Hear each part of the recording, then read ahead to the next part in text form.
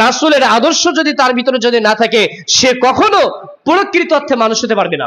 যতই বিদ্বান হোক, যতই ডিগ্রি হোক, যতই উচ্চ শিক্ষিত মানুষ হোক, তার মধ্যে যদি নৈতিক আদর্শ না থাকে, তার মধ্যে যদি তার চরিত্র ভালো না থাকে, তার চলাফেরা ভালো না থাকে, তার কথাবার্তা যদি ভালো না থাকে, মানুষের প্রতি তার মানব দরদি যদি না থাকে, তার যদি মানবীয় যত ভালো গুণাবলী রয়েছে, রাসূলের আদর্শ যদি তার ভিতরে যদি না থাকে, সে কখনো প্রকৃত অর্থে মানুষ হতে পারবে না।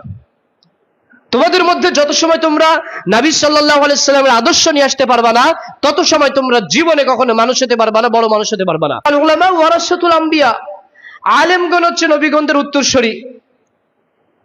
আর নবীগণ আমাদের জন্য মিরাজ রেখে গেছেন কি? মিরাজ বলতে কি আমাদের তাদের ধন সম্পদ রেখে গিয়েছেন? রেখে গিয়েছেন ইলম। কি রেখে গিয়েছেন? ইলম রেখে গিয়েছেন, তাই না? যদি তাই হয়, তাহলে আল্লাহ নবী সাল্লাল্লাহু আলাইহি সাল্লাম বলছেন যে আলেমগণ নবীদের উত্তরসূরি।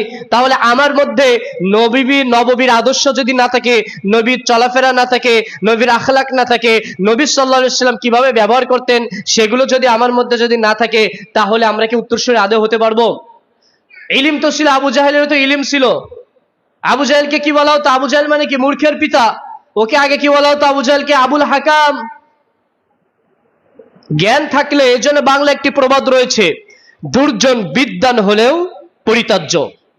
যতই বিদ্বান হোক, যতই ডিগ্রি হোক, যতই উচ্চ শিক্ষিত মানুষ হোক, তার মধ্যে যদি নৈতিক আদর্শ না থাকে, তার মধ্যে যদি তার চরিত্র ভালো না থাকে, তার চলাফেরা ভালো না থাকে, তার কথাবার্তা যদি ভালো না থাকে, মানুষের প্রতি তার মানব দরদি যদি না থাকে, তার যদি মানবীয় যত ভালো গুণাবলী রয়েছে, রাসূলের আদর্শ যদি তার ভিতরে যদি না থাকে, সে কখনো প্রকৃত অর্থে মানুষ হতে পারবে না। তোমাদের মধ্যে যত সময় তোমরা নবী সাল্লাল্লাহু আলাইহি সাল্লামের আদর্শ নিয়ে আসতে পারবা না, তত সময় তোমরা জীবনে কখনো মানুষ হতে পারবা না, বড় মানুষ হতে পারবা না। আল্লাহ সুবহানাহু ওয়া তাআলা সূরাতুল আহজাব আয়াত নম্বর 21 কি বলছেন? লাকাদ কানা লাকুম ফি রাসূলিল্লাহি উসওয়াতুন হাসানাহ।